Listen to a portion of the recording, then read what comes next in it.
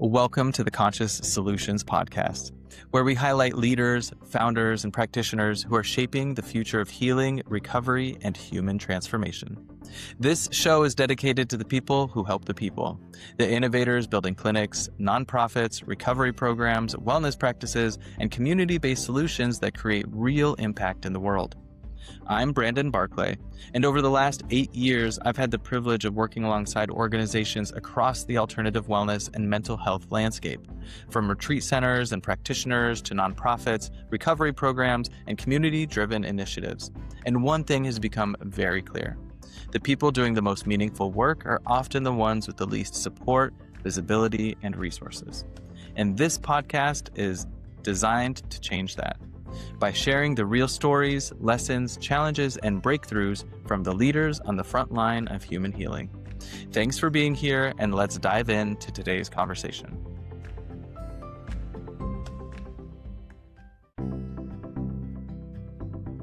You're listening, or you might be watching, the Conscious Solutions Podcast.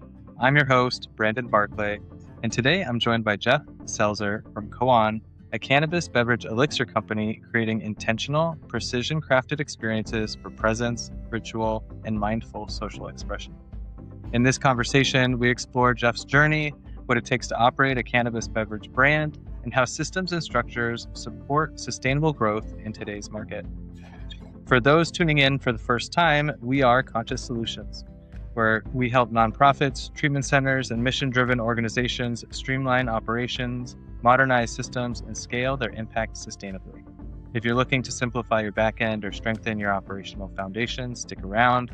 And if you'd like a free growth consultation, just DM us the word growth. Geoff, thank you so much for being here and being part of the Conscious Solutions Podcast. Welcome.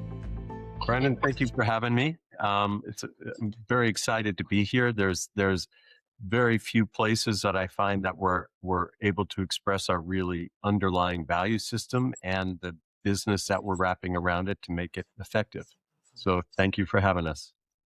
Well, it's great to have you. I'm really excited for the conversation. I'm curious where it's going to go, actually. And maybe start with telling us where you're calling from. Where are you located? I'm in Los Angeles, but my group is some's up in San Francisco, some's up in Emerald Triangle, up even further north. We have people on the East Coast. We have manufacturing in Minnesota. We're a virtually run company. We're spread out, but we're a pretty tight group. Amazing. And share for us, I like to start at the beginning. Yeah. Why cannabis? Why beverages? It's a very interesting world to be bringing the two together, right? Yeah. How did you get into this? What motivated that?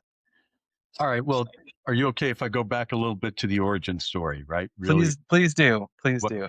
I have a background in technology, pretty deep in education. I ran a group at Disney that did all their kids' educational products, and a lot of people look and say, well, how did you make that leap into cannabis? It seems rather obscure. And to me, it's a natural adjunct, for my personal experience is that cannabis has been part of a learning of a whole integrative lifestyle.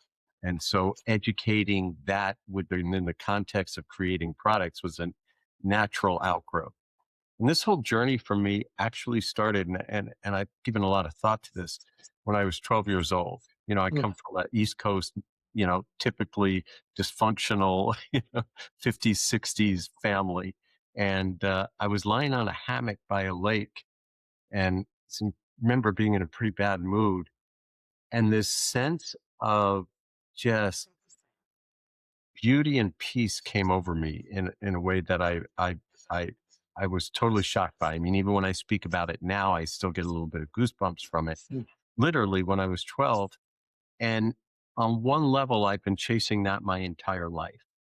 And I have found that various forms of medicines and focus and meditation and internal work and therapy and other types of ways of just personal growth has been very, very powerful in my life. And my relation to cannabis, I've never been a heavy stoner. I've never been a wake and bake kind of guy. but it's always been there since I was young as a part of my life that I use to nudge me just a little bit when I need it. And it's been a really powerful medicine for me. So when I freed up sufficiently to really be able to dive into what I was very passionate about, cannabis was a really easy step. And we are trying to do something here at Koan, which is very, very commercial, has a huge market opportunity, but has all of these values that we're bringing forth. We believe if we can expose what we're doing to millions of people, the world will be a slightly better place, and that's really what our goal is here at Cohen. And maybe tell us a little bit about the word koan, the name itself. Where does that originate? Well, we're California, so we can be a little bit woo woo out here, and we know that not everybody like resonates with that. Um, Koan is a Zen Buddhist term, and it's not well known. So we figured we could use it and keep the energy of what we're doing and not turn a lot of people off. But Koan is a Zen Buddhist paradox, and it's designed to be meditated on. And the real idea is to break down the structure of typical daily spiraling consciousness that we all, when we're honest, we notice we go down and we go down. It blows that apart and it puts you into place of very similar to what mindfulness meditation will be. That's what a koan is designed to really bring forth.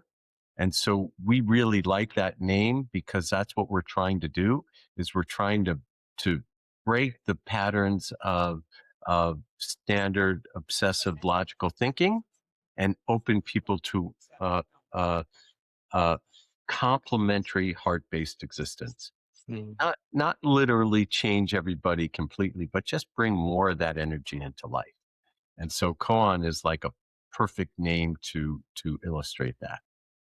So I can definitely make sense of how cannabis can support kind of the pursuit of that experience, right? Um, but even before that, I want to understand a little bit more of at what point did you realize, oh, this is a beverage company. That's what I'm gonna do. All right, it's a good question. So before we went into we're now a direct to consumer company. Okay, so we have an online presence at www.koan.life, Koan.life. That's our website. We're doing a lot of advertising and all of that. But when we started about 6 years ago in the compliant market, our first idea, we understood that we could target cannabis. We have a lot of experience with cannabis, and we knew that we could target it. And there were a couple of companies that were doing it out there, and they had the idea, but none of them were hitting the products the right way. I mean, the formulas were just too loose and sloppy, and they just weren't hitting their targets. So we started to experiment with that and we created a line of vapes with 5 different targets. And the vapes, um, uh, I don't mean this arrogantly, they were friggin' awesome. They really did what we tried to do. But in 2019, there was a vape crisis. Ooh. There was a lack of of controlled manufacturing, and it led to a lot of people getting sick. And we understood what was going on. It had to do with heavy metals, and they put some vitamin E into that, and vitamin E just clogged up the lungs, and it was just the wrong thing that they were doing. We knew what was going on, but but the market had completely turned away from from vapes, and we wanted to be very respectful of that. So we came out again for the California compliant market with these things that we called cordials. They were just Yeah. beautiful expressions of the plant in a little bit of a liquid. We in 6 months transferred from vapes into that. We were able we found the right kind of support in a company called Vertosa, which we still have a very deep relationship with that does all our emulsification. And we built these incredible little drink add-ins that you would pour into a bottle. Um, and so it really was the problem in the vape market that brought us initially to the beverage industry. But the beverage industry really didn't begin to expand until a year or two ago. And Right. so we were way ahead of the curve, which is one of the problems that I've had in my life with my partners that are working with me in this company. We've worked together for 25 years. Um, but so we were ahead of the market. And in the compliant market in California, for all sorts of reasons, the market immediately went towards the highest amount of THC you could get for the dollar.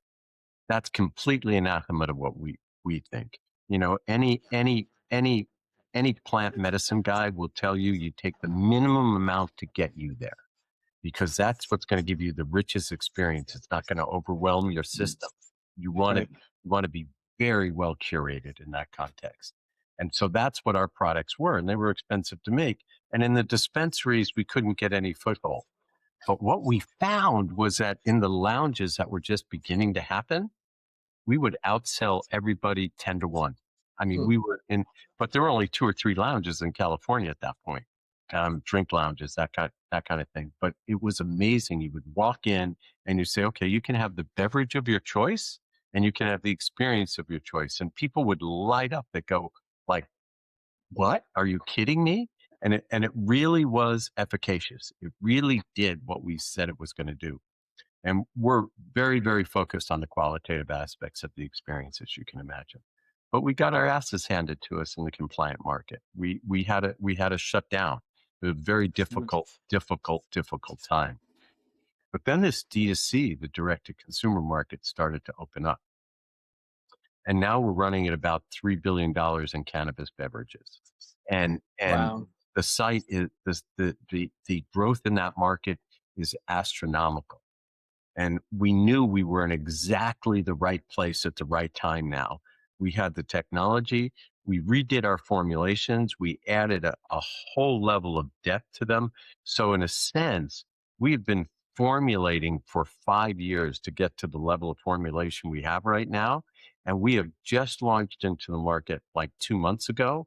We have the finest ad agency and I friggin' hate ad agencies.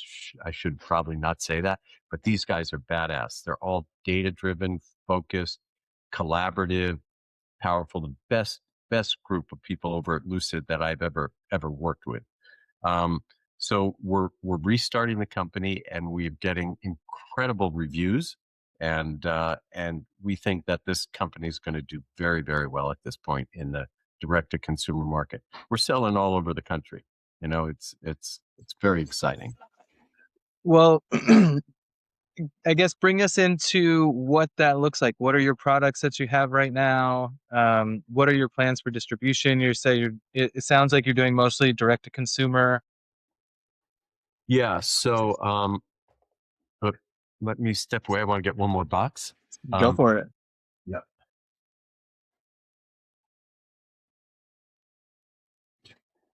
And I've got, I should have pulled this just a second ago, but all right.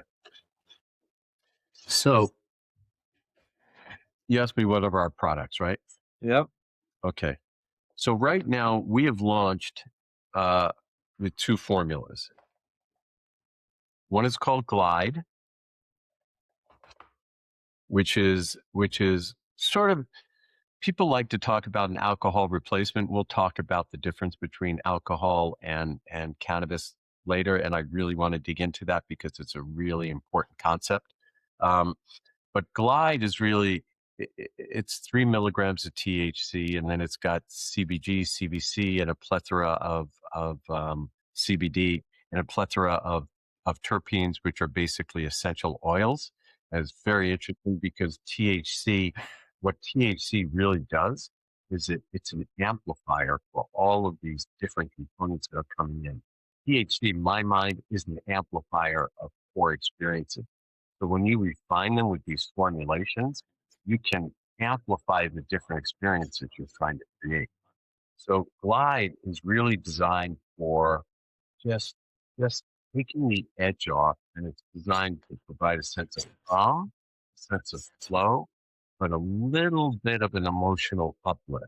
We have some, I have, we have a group of beta testers, and, and one of my partners doesn't like THC. She loves Glide.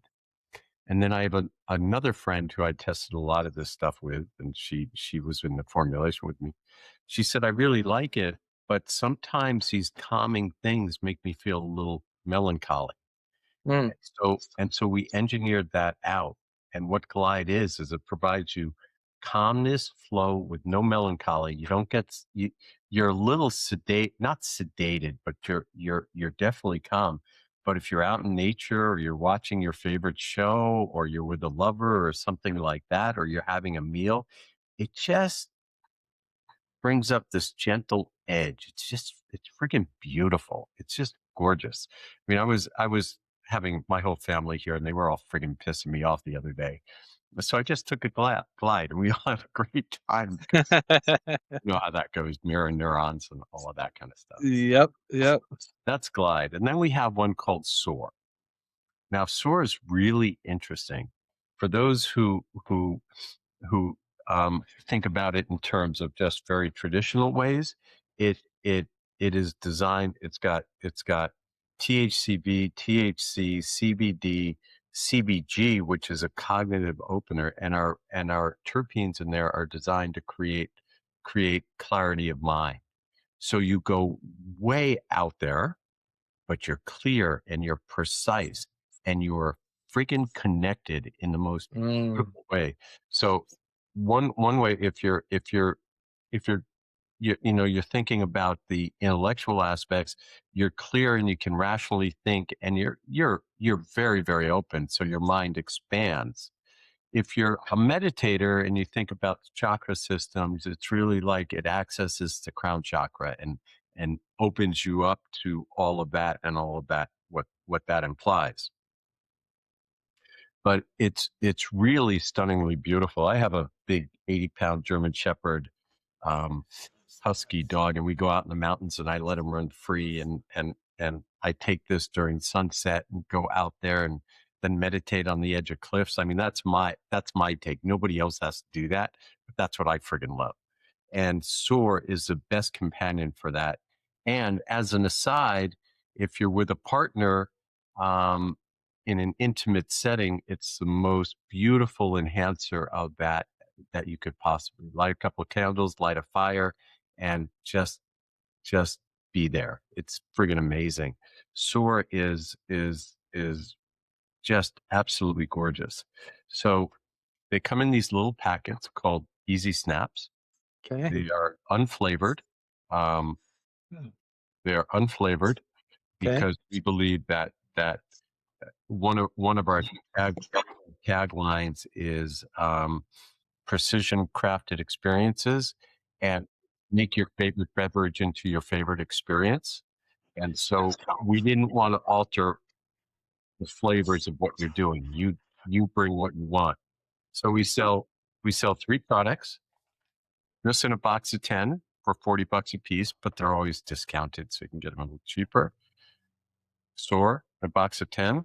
And then we sell a box of 12 of six each, so people can test them, and that's a $50 product. And they're all available at Koan.life. Amazing. It's a really beautiful product. I really encourage people to go and check out your website. The website's done beautifully as well. It's gorgeous. Thank Um, and you've overcome some real big challenges in the industry. It sounds like you had some regulation hurdles that you had to get over, and now you've got two really clearly defined products. Kind of a beautiful launch pad Right. is what it looks like, right? Yeah. So what are the problems that you're trying to solve for? Okay. So there's a couple. One is I want to make a third product which exists in between these two because they're kind of extreme. Again, but they're extreme within the context um, of of that philosophy I talked about at the beginning, which is the minimum amount to get you there. Mhm. So those are two ends of the extreme, and I want one right in the middle. But there's two things that we need to attack. One is there's a lot of heavy cannabis users who just smoke 3 or 4 times a day, and I've worked with a couple of them personally. That they're smoking so much pot that they're deadening themselves. They're treating it like alcohol. And I've Mhm. gone to a couple of people and said, "Come on, let's reorient your whole system." So there's a behavioral pattern out there for heavy users where even the heaviest users know that they're being a little self-destructive in it, but they're taking care of issues within themselves in the most positive way. So one of the things is to educate people that to do this with a little more consciousness and intent, you can get all of the benefits you need and do it in a more subtle manner, in a way that's more opening and generative to a good lifestyle. So that's one of our market challenges, is to grab that customer base and work with them. And then we have two other customer bases we have to go after. There's people, I don't know your age, but we're similar, somewhere in the same thing. So let's say 48 to 70. There's a whole group of people who are looking for how to live a very rich life during those years. You Yep. know, how do you age with grace? How do you do that so it doesn't become this and I'm getting old, fuck that. Excuse me. It's it. You can you. Aging is also a beautiful aspirational place to be. And so we want to support that market. So we have to advertise into that at the same time we're advertising and communicating with these heavy users. But then there's all these young kids who are like running away from alcohol Yeah. and looking for how to manage their experience. We get into that market and we'll give people agency over their life for the rest of their lives. And so those are the three markets we're going after. And so there's requires some different communication for all of that. So that's one of our challenges. Yeah. The other challenge, and this one is probably more to your point, I think. The other challenge is cannabis is a cluster of regulations on a federal level, on state level, and all of that, and it's very, very, very difficult to manage. One of the things I absolutely love to do, especially with Glide, because I can do this during the day when I'm working, is this right now. I have my espresso in the morning, but this is mud water. I don't know if you know what mud water is. Sure. Yeah, it's a mushroom, medicinal mushroom, not psychedelic mushroom drink. And Yeah. so I They're functional mushrooms. functional mushrooms, yeah, and they really create this great sense of uplift and easy energy and clarity. That really, I've been shocked by how beautiful they are. You combine that with some of our formulation here, and the experience is just off the charts. It's just, I don't know. It's freaking gorgeous. I mean, it's just beautiful. And, you can use any of the mushroom coffees or Four Sigmatic and any of those guys. But, but since we don't really know where the regulation is going, with what's going on politically and what Trump just did and what, the budget resolution stuff. I mean, it's crazy what's going on. So I need to create a product that is allows me to sell anywhere, anyway, without any regulation. And if and the reason I brought up the mud water thing is if taking those functional mushrooms and adding everything from my products, not including the THC, creates, I've already tested it, it creates extraordinary experiences. So we need to create some products that do the same thing as these guys, but is can be sold anywhere in any fashion. And we're very, very excited about doing that. And we've already started to work on the formulation, but it's going to, I set up a pipeline that I can recreate new formulations of this and have it in the marketplace in 3 months. Every single Wow. piece. This is going to take me a little longer because really understanding the mechanics and feeling what the different formulations and how to adjust them and how to refine them. Probably going to take me 6 months to do, but that's what our next hurdle is. How do we manage the regulation in a time of uncertainty and still build the foundation of our company?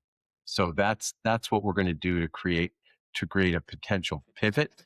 And regardless of what happens in the regulatory market, that product's going to be a rich, powerful product on its own. So that's what we're working on. Does that answer your question?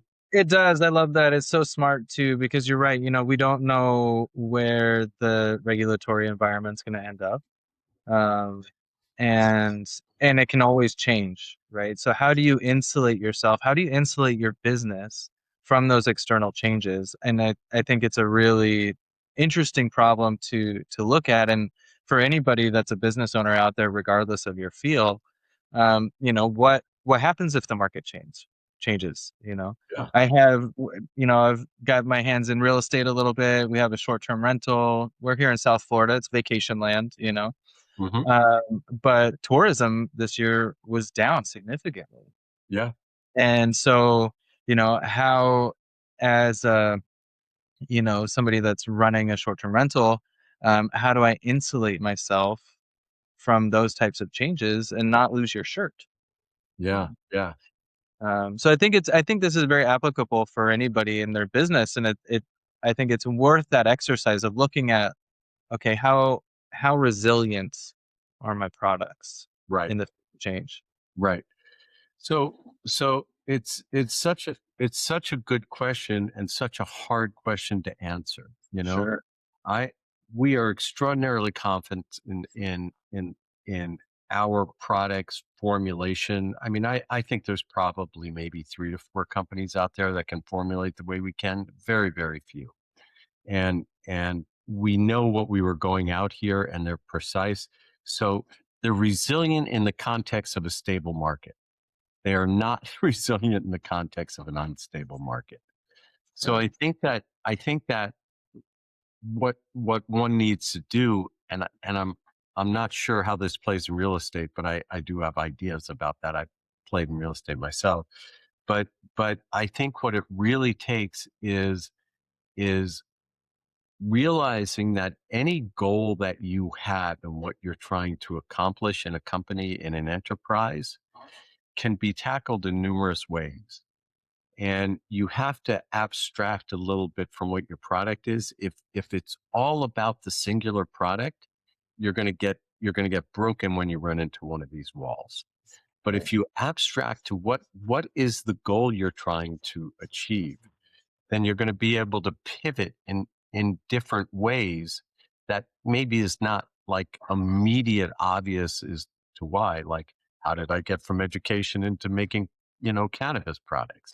It's not obvious, but when you really talk about it, you can see the through line. Same thing here. um, Same thing in real estate on some level. So it really is about iterating products that address the problem that is blocking your success at that moment. Don't get too stuck into a singular idea of what you're accomplishing. It becomes dogma. Once you're dogma, you're dead. You're done because you're no longer organic. You're no longer listening. You're no longer hearing what the environment is saying. So you have to listen hard to every aspect of your business. That's why being a CEO is not easy, because you gotta do counterintuitive stuff that a lot of people are going to push back against, and that's what it requires. You have to think about what the overall goal is. Our goal is to give people agency over their state of mind, heart, and body. That's really what our goal is. And so how do we do that? This cannabis is the most direct path to it that I know, and I know a lot about these kind of things, but there are other ways to do it. And so that's where the mushroom combined with minor cannabinoids and plant oils come from. Right. And I think that's beautiful, being unattached. The goal that you have is to be able to give people this agency over their experience, their body, their mind. The goal was not that everybody has to ingest THC. Exactly. Exactly. And I have plenty of friends who go, I don't want to, I don't want to put THC in my body. Sure. Yeah. Now, if they're good enough friends, I talk them into it and they go, oh, but Trust me, trust me. yeah, we're going out. I'm going to cook some dinner, you know. Um, but, but you're absolutely right. You know, it's, there's, there's this guy, Simon Sinek, just this brilliant visionary guy.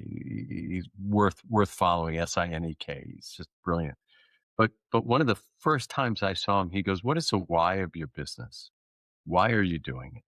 And if you're really, really conscious about what that is, the pivot becomes easier.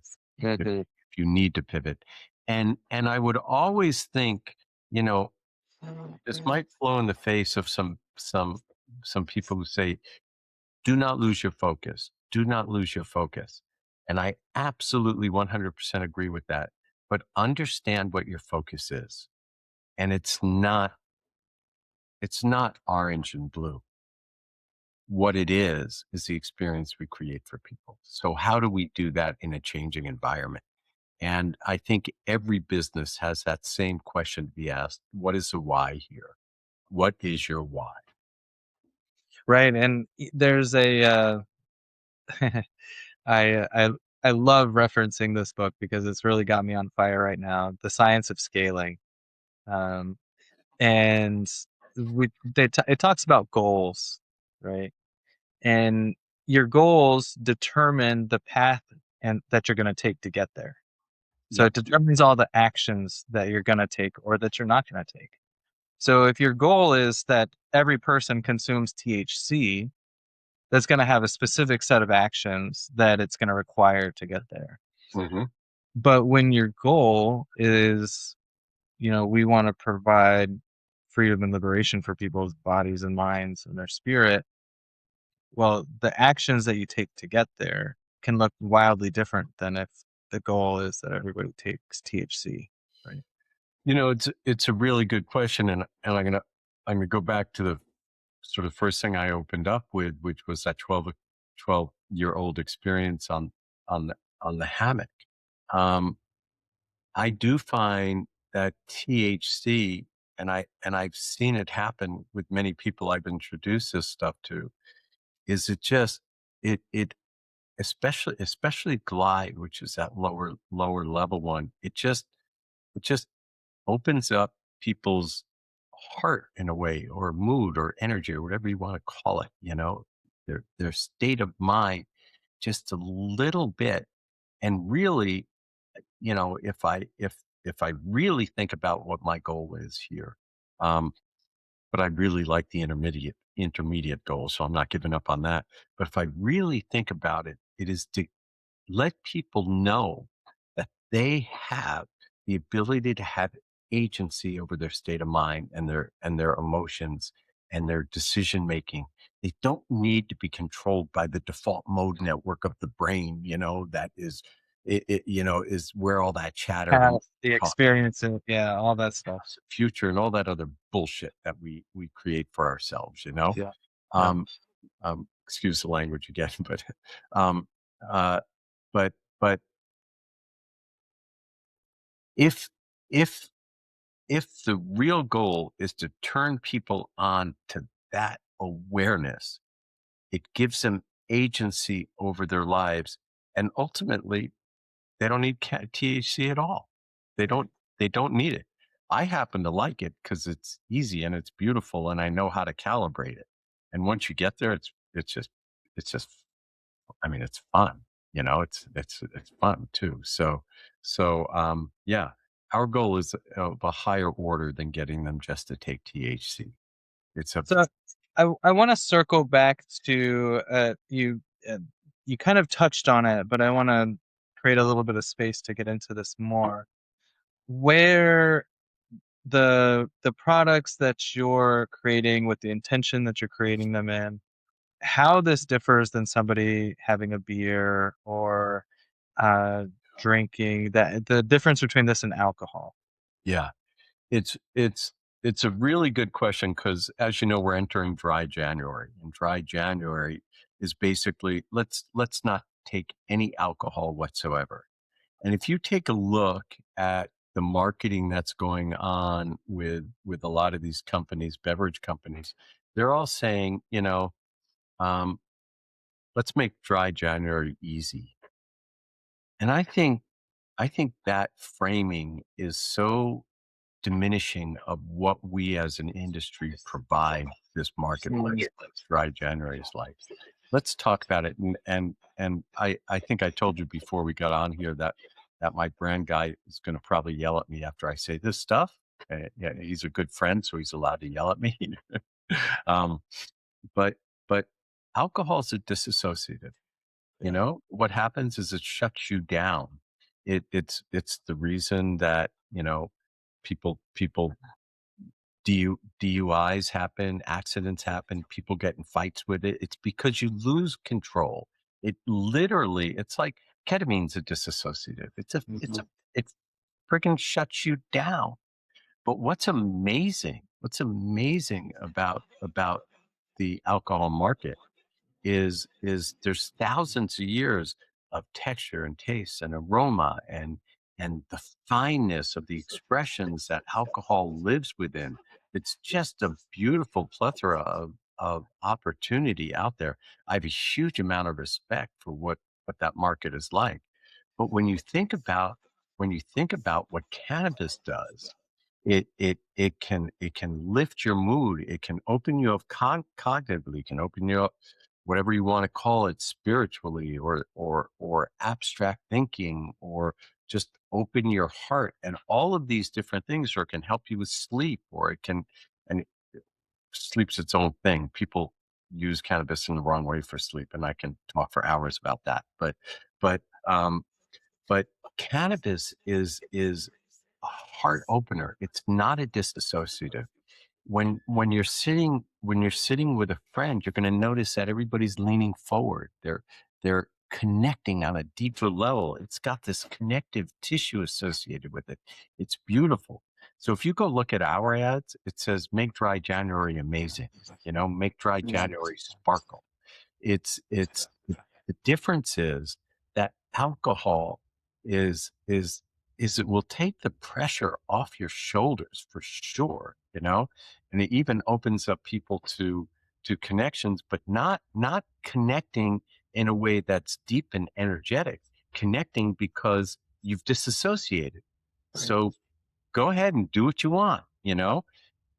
That's different than, oh my God, let's do something together. And that's really the core difference between these. Robin Williams used to do this great bit. He used to say, if you drink a lot of alcohol, people go, you want to fight? And then people get into fights. And he goes, somebody comes up to me when I'm high and say, you want to fight? I just burst out laughing and go, why? What I possibly want to fight? And there's some core truth to that. Robin Williams is a pretty genius. So Amazing. so Yeah. but that's how we look at it. This is an aspirational product, and alcohol is beautiful in its expression, in terms of flavors, all that stuff that I talked about.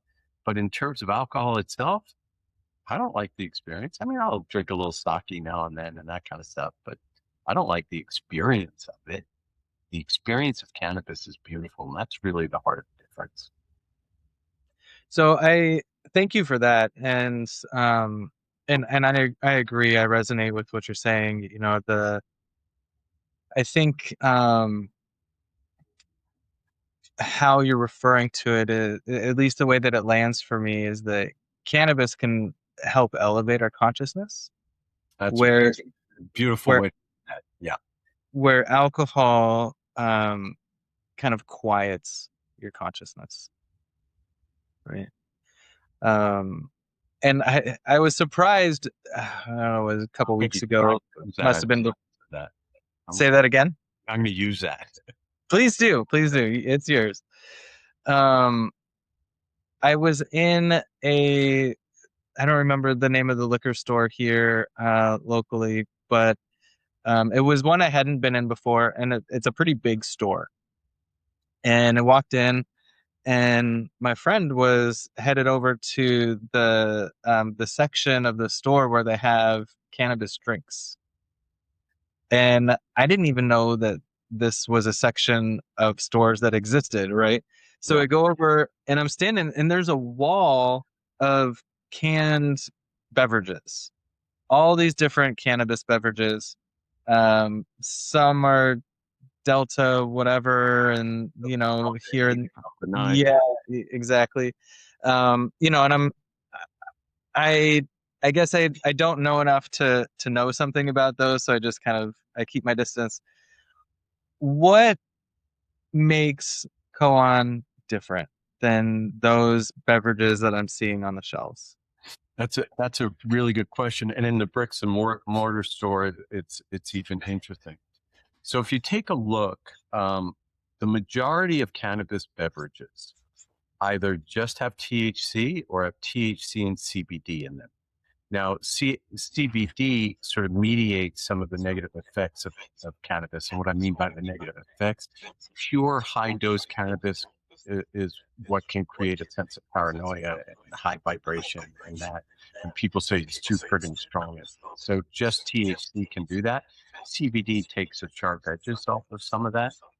And 95% of the products out there with a very few companies are just that. So um, CBD and THC are known as the major cannabinoids in the plant. But there's THC, CBD, CBG, CBC, THCV, CBN, a whole number of other minor cannabinoids which have different characteristics. CBC creates a sense of equanimity in the body. THCV is uplifting and joyful.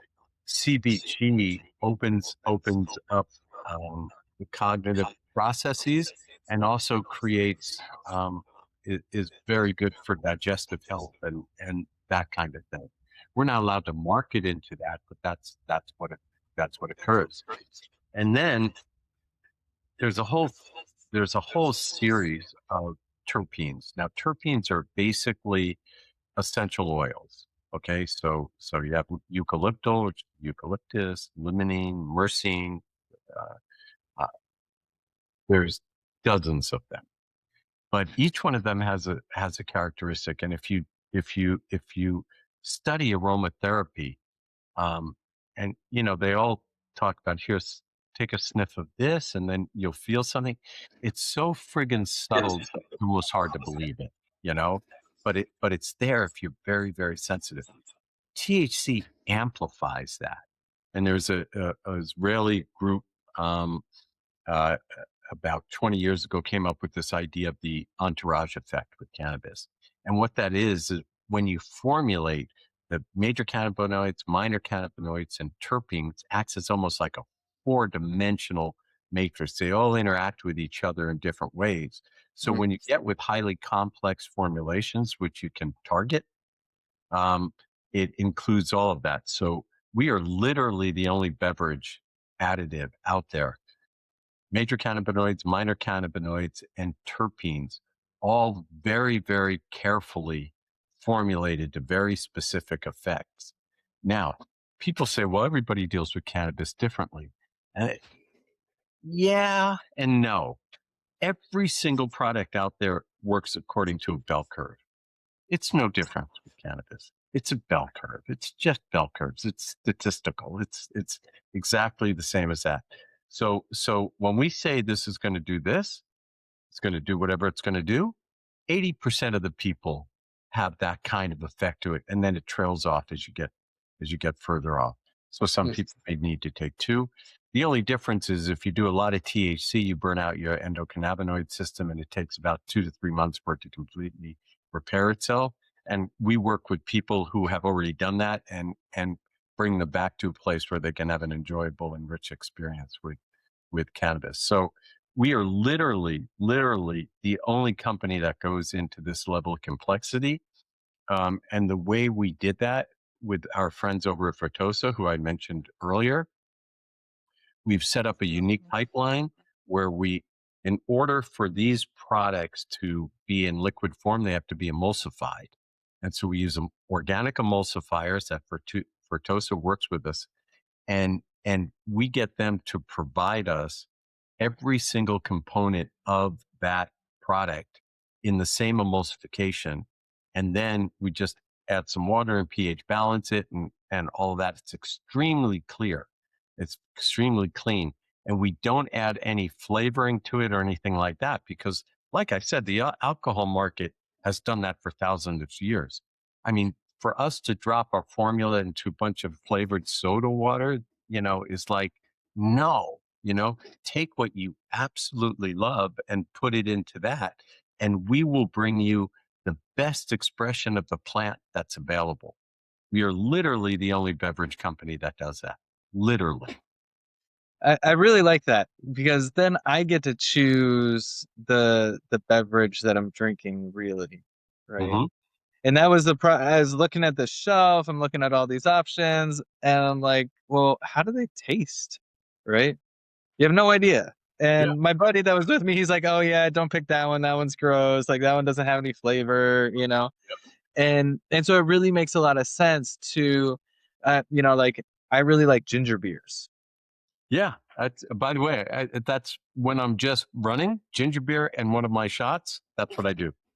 Yeah, so I love ginger beer. I loved it, and there's some really nice ones, right? Like take a nice ginger beer, and or if for those that are like classic root beer people, there's some really nice root beers you can get, and it sounds like just add one of these to add Glide to my ginger beer for not only a really delicious beverage experience, but then everything that gets to come after it. That's it. That's exactly right. And the language we use, because we have to create marketing lines for this, and we try to keep to the spirit of what we're talking about, is turn your favorite beverage into your favorite experience. Yeah. That's really what we're after here, because we think that way you get to optimize who you are and what you like and optimize the experience.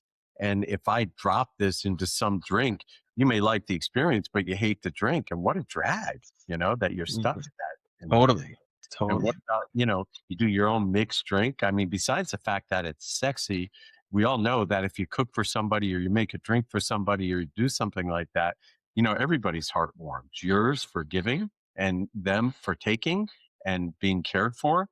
And you add to that, what kind of experience do you want? Oh my God. It's like, are you kidding me? You can do that?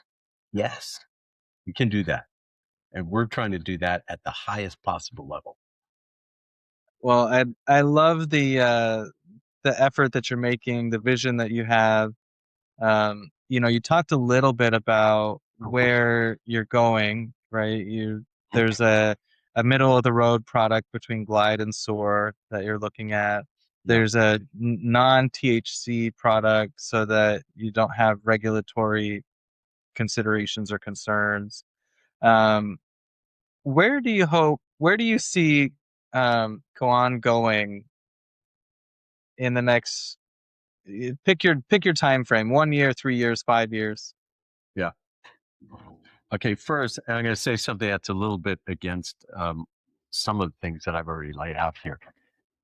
Is I do have a desire to create a a form factor ready to drink, which is like a sake. Um, Ah, because I like the idea of bringing ritual to what we're doing. You uh-huh. know, I when I'm divorced, very good friends with my ex-wife, and we raised our kids and all of that. But when I'm out to seduce somebody, I like to create this as a maybe a little sushi, maybe a little bit of sake, and really speak into the ritual of it. So that's a product that I'd like to make. But in 1 year, so I'm going to start with 6 months. In 6 months, I want us to be at a $3 million run rate. And the reason I want us at a $3 million run rate is with all that's going on in the regulatory environment, that's where we're going to have to decide what direction we actually pivot in to support what we're doing. And at $3 million, we have sufficient roots and brand that we can pivot. So that's where I want us. That's where I want us in 6 months. In 1 year, I'm hoping that the regulatory environment is going to be a little clearer. So we're going to establish a run rate that is, or a product run that is a little more defined for a couple of years out. And you know, my projections show 2.5 years. We're going to be in excess of $10 million run rate. I hope to do multiples of that. Um, and I'd be happy if we hit a a nice run rate, which is some multiple of that. And I'd be happy if we just kept that going all along. But I also know that there's going to be a lot of companies that are looking for acquisitions when they decide they want to step into the space, and I think we will have a proprietary level of technology and know-how that hopefully is unique in the industry. And so could we be acquired in a few years? I think the answer is absolutely yes. Is it my absolute goal? No, my absolute goal is to turn millions of people on to this way of thinking. So, Mm. um, uh, but does that answer your question of 1, 2, and 3 years? Yeah. I think so. I think Yeah. so. And I love that you know the numbers, right? You know exactly where you want to go. Like, yep, this is what would, keep us moving. Um, and so it's beautiful. Um, you have an incredible amount of experience in business, various kind of uh, different industries that you've tapped into. Right. You've shared a little bit of that. Um, any words of wisdom, or any message that you'd like to share with our listeners who, are all in this world of trying to figure out how to be successful in business?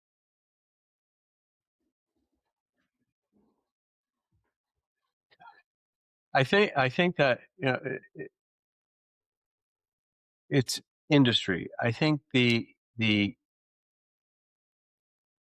idea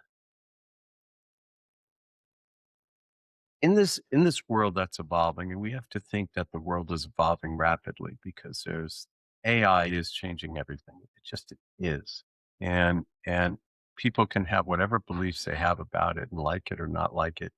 I mean, all you got to do is read Raymond Kurzweil and the singularity and all that kind of stuff. This world is forever changed by what we're doing. Yeah. And so the idea of creating a business that's just exploitive, those arbitrage opportunities are going to diminish, diminish, diminish, diminish, diminish, diminish. I think I'm going to go back to Simon Sinek and say, find your why. Why are you building the business? Once you find your why and you really friggin' own that, I mean, really deeply, intentionally own that, you can then start to build your business. Um, because once you have that core pillar, you can pivot. You have to stay present.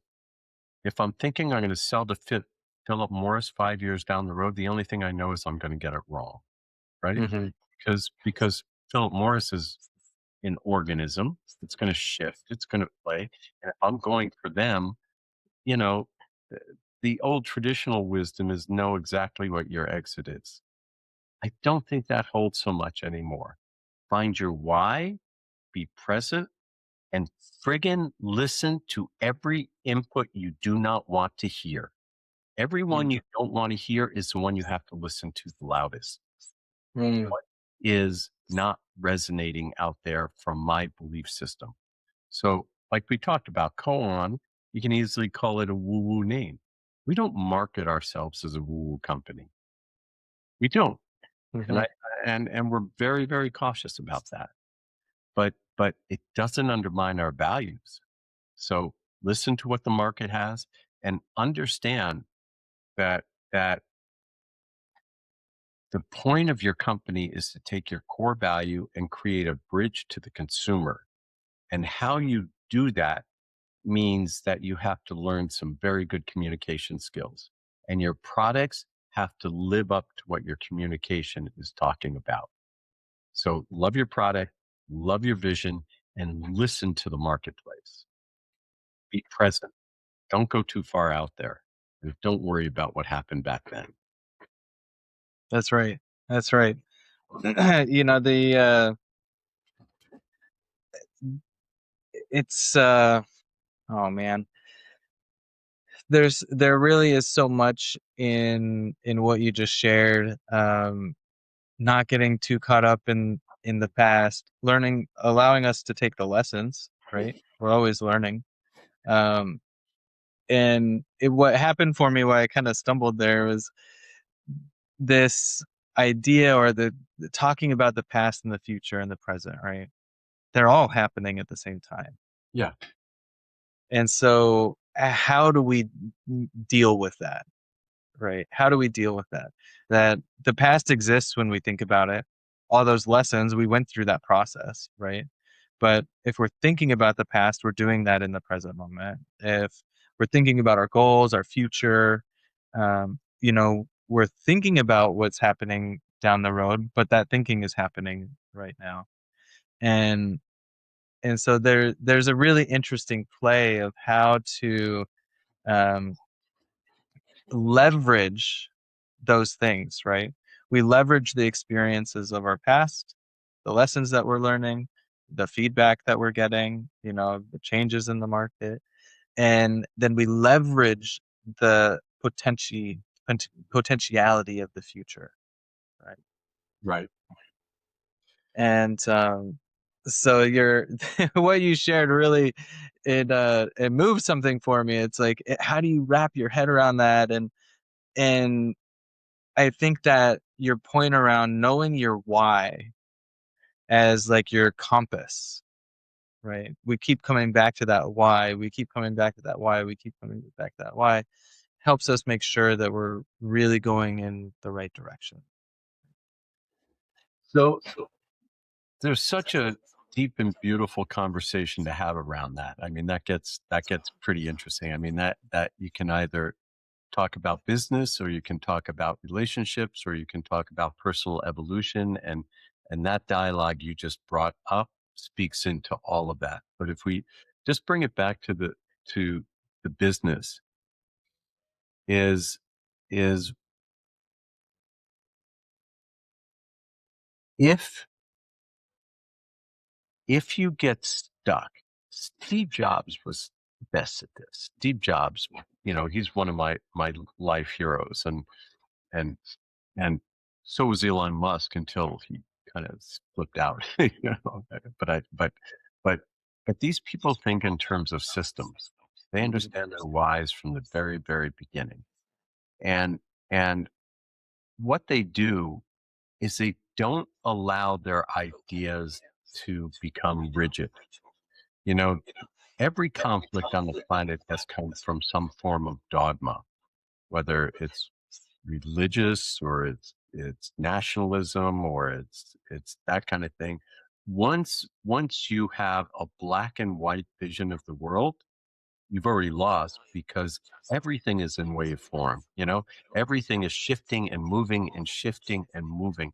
The role of a founder is to navigate that, or a CEO is to navigate an evolutionary environment. The only thing we know is constant is change. Right. And the question is, if you have a foundational perspective, and that's why the why is so important, and you're watching these changes, then you can move around those changes with the understanding of why you're doing it. What informs that? Everything you lived in the past and everything you hope in the future, but you have to bring that into the present. What does that mean for me right now? If you plan too hard, I mean, I have a CFO who's uniquely talented, quite on his own, and he he he and I do spreadsheets together, and he's like, the only thing we know about these is it's not going to be this, but this is a model for us to work through. And so he understands that it is not, he doesn't turn it into dogma, but he turns it into a container in which we move from And you have to look outside of that container to make sure that the environment is still consistent with it. So it's an ongoing form of being present to what's happening around you, but keeping in mind what that why is and what that trajectory is. The, it's a fluid discipline, fluid way of living. And, Right. and, but it's not, a lot of times that idea of being in a fluid state afloat can get lost with that there is no direction. But if you go that far, you're way over the line. You have to have a foundation, and then you live in a model that's fluid. That's how I think about it. Uh, yes, and thank you for that. It's interesting because I've used that question of know your why with clients in the recovery and the sobriety work that I've done, and I've always said, until you know why you're trying to get sober, and then you decide that with every cell in your body, you're not going to get there. Right? Yeah.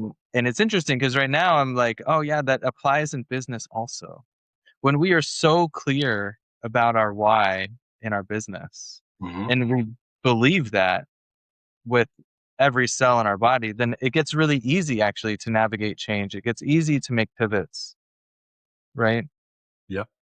So thank you for that. I really appreciate that perspective. And this conversation is a snippet, I think, of where we could possibly go. It's been a delight to have you as a guest, Geoff. Thank you so much for your time, your perspective, and I'm really excited to see where things go for Koan, and I can't wait to experience the product myself.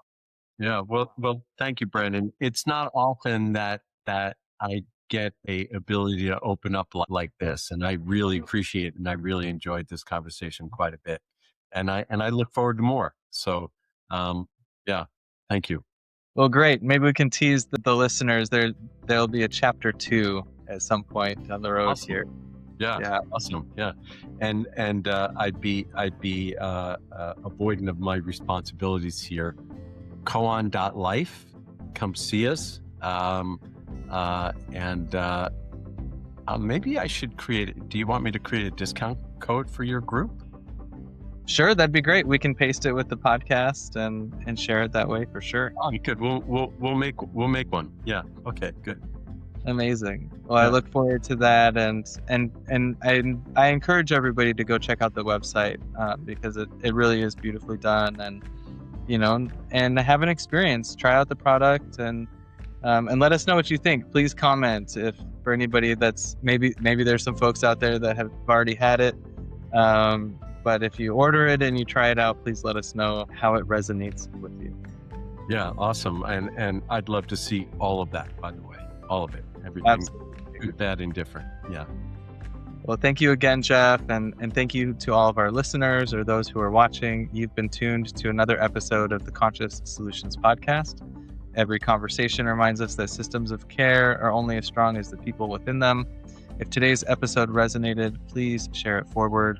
I'm Brandon Barclay. Stay present, stay curious, and keep building with heart. Thank you, Brandon. Thanks for listening to the Conscious Solutions Podcast and for being part of a movement that supports the people who support the people. If today's conversation inspired you, share it forward, follow the show, and stay connected for upcoming episodes. And if you're a founder, a practitioner, or an organization doing meaningful work in the healing or wellness space, or you're looking for support in building systems that help your mission grow, reach out. I'd love to hear your story and explore what's possible. Until next time, stay curious and keep building with heart.